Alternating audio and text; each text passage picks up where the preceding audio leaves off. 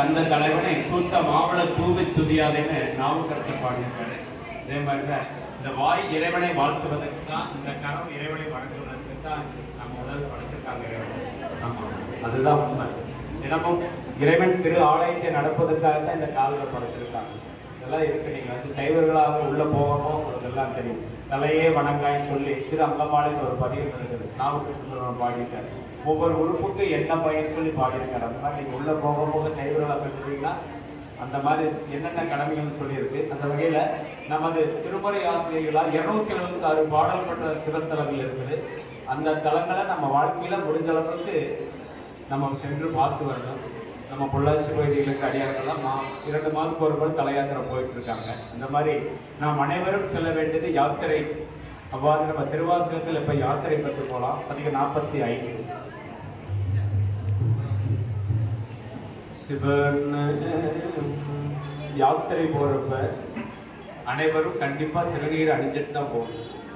திருநீர் அணியாமல் யாத்திரை போகலையே அந்த யாத்திரையில் பழகி.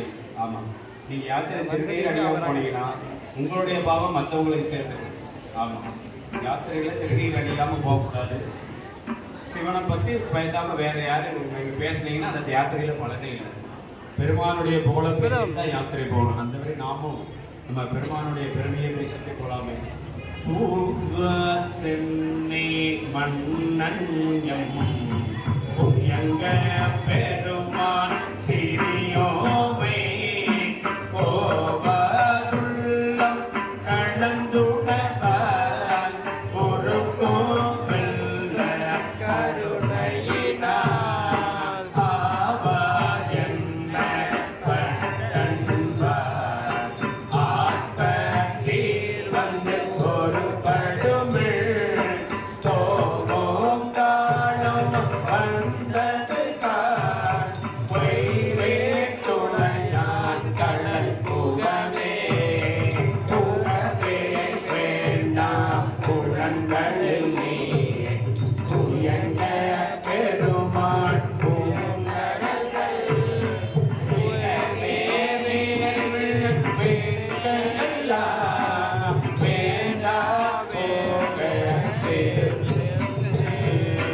நகரே ஞானத்துக்குள் தூமந்து ஆயே அடைய நம்மை ஆண்ட நகரே உடையான் அணைச்சார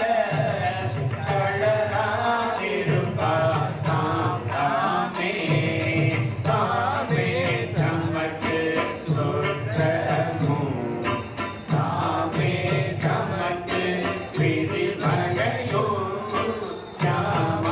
யாமாரெமதான் மாசமான் என்னவாயும் இதை போக கோமான் தன்னை கொண்டவரும் அவன் தான் குறித்தே கூறிக்கொண்டு கோமாரமில் பொய் நீக்கி புயங்கன் தாழ்வார் பொன்னடிக்கே அடியானே இல்லை அகல விடுமில் விளையாட்டை கடி சேரடியே வந்தடைந்து கடை கொண்டு இருமில் திருக்குறிப்பை செடி உடலை செல்லி சிவலோகத்தே ரமையார்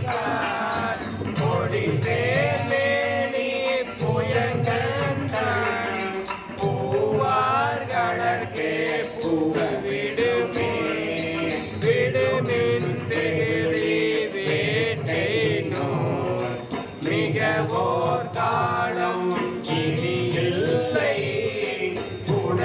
உடையாரடியில் பெருங்காதோடு உடன் போவதற்கு ஒரு படுவே அடைவோம் நாம் போய் சிவபுரத்து அணியார் கலமது அடையானே உடைக்க போட்டுவோம் புயங்கன் ஆழ்வார் புகழ் களையே புக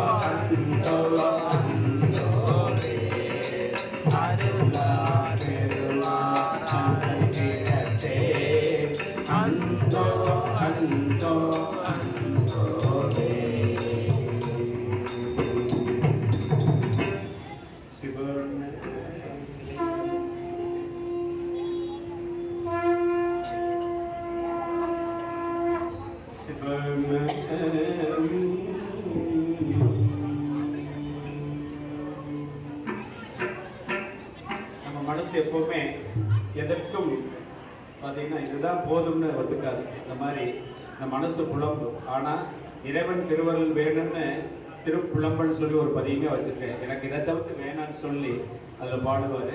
39வது பதிகம் சிவம். இறைவன் திருவருள் கிடைச்சிட்டா எனக்கு எதுவும் வேணான்னு சொல்வார் பாருங்கள். கடைசியில் குற்றாரை யான் வேண்டேன், ஊர் வேண்டேன், பேர் வேண்டேன், கற்றாரை யான் வேண்டேன், கற்பனவும் இனியமையும் குற்றாலத்து அமர்ந்து உரையும் கூத்தா உன் குறைகளுக்கே கற்றாவின் மனம் போல நெசிம்புருக வேண்டாம் சொல்லி பாடுவார். 39வது அதிகாரம் சிவம்.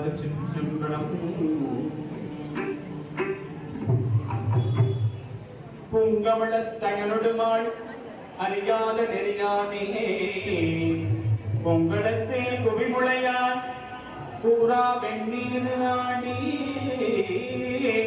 பூங்கையில் சோழ் திருவாரூர் உடையானே அடியே நின் பூங்கழல்கள் அவை அல்லாது